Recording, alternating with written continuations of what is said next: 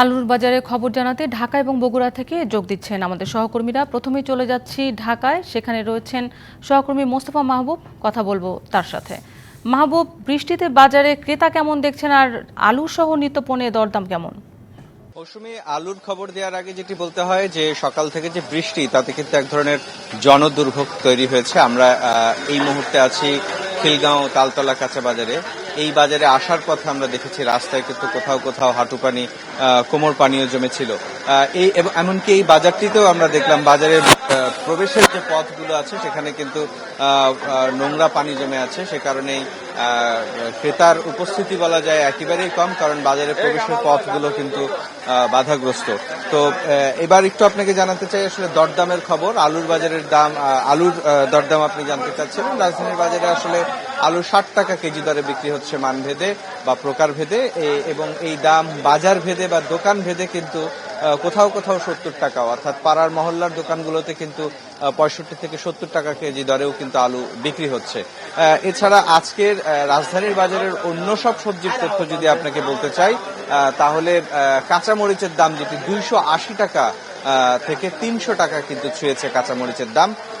বিক্রেতারা যেমনটা বলছিলেন যে বেশ কিছুদিন ধরেই, আসলে বেশ কয়েক সপ্তাহ ধরেই কিন্তু বৃষ্টি চলছে। সেই বৃষ্টির একটি প্রভাব কাঁচামরিচে আছে। কাঁচামরিচের সরবরাহ কমে যাওয়ায় এই দাম বেড়েছে বলে কিন্তু তারা দাবি করছেন। এছাড়া বেগুনের দাম, গেল সপ্তাহেও আমরা দেখেছি বেগুনের দাম 120 থেকে 140 টাকা কেজি দরে বিক্রি হচ্ছিল রাজধানীর বাজারগুলোতে। আজকেও কিন্তু তার খুব একটা ব্যতিক্রম নেই।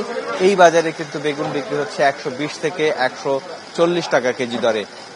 প্রায় সব ধরনের সবজির দামই কিন্তু আমরা দেখছি বেশ চড়া। যেমন পেঁপের দাম, যেটি 30 টাকা 40 টাকা দরের যে পেঁপে বিক্রি হতো, সেটিও কিন্তু আজকে এই বাজারে 60 টাকা কেজি দরে বিক্রি হচ্ছে। তো শুধু আলুর দামই নয়, আসলে সার্বিকভাবে সব পণ্যের দাম বা সব সবজির দামই কিন্তু অনেক বেশি। তো এই ছিল এখন পর্যন্ত আমার কাছে শান্তা।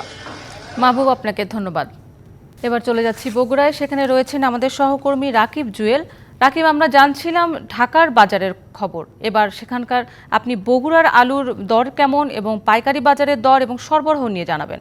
আমি বগুড়ার গোদারপাড়া এলাকায় রয়েছি, এবং আমি এখন যেখানটায় রয়েছে এটি হলো আলুর একেবারে পাইকারি বিক্রেতারা যেখান থেকে কিনছেন কৃষকদের কাছ থেকে, সেই একটি কোল্ড স্টোরেজে, কাফেলা কোল্ড স্টোরেজ। আমি এখানটায় এসে যা দেখতে পেলাম যে আলুর তো নানান প্রকারভেদ রয়েছে। আমরা যদি দেশি আলু, যেটি প্রচলিত ভাষায় যেটিকে পাকড়ি আলু বলা হয়, সেই দেশি আলু এখান থেকে বিক্রি করা হচ্ছে 53 টাকা প্রতি কেজি দরে, যেটি পাইকারি ক্রেতারা কিনছেন।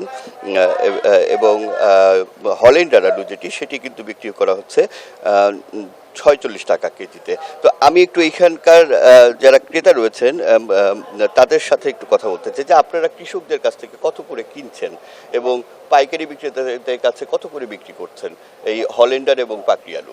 পাকড়ি আলু আমরা কিনতেছি 52, বিক্রি করছি 53।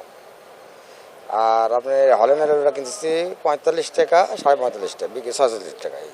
এই আলুর দাম সপ্তাহখানেক আগে বা 10-15 দিন, মাসখানেক আগে কি এর চেয়ে অনেক কম ছিল? না, একটু বাড়তি ছিল, এখন কমে গেছে। কি কমছে? আপনারা কি ধারণা করছেন, এই আলুর দাম কি আরো কমতে পারে সামনের দিকে?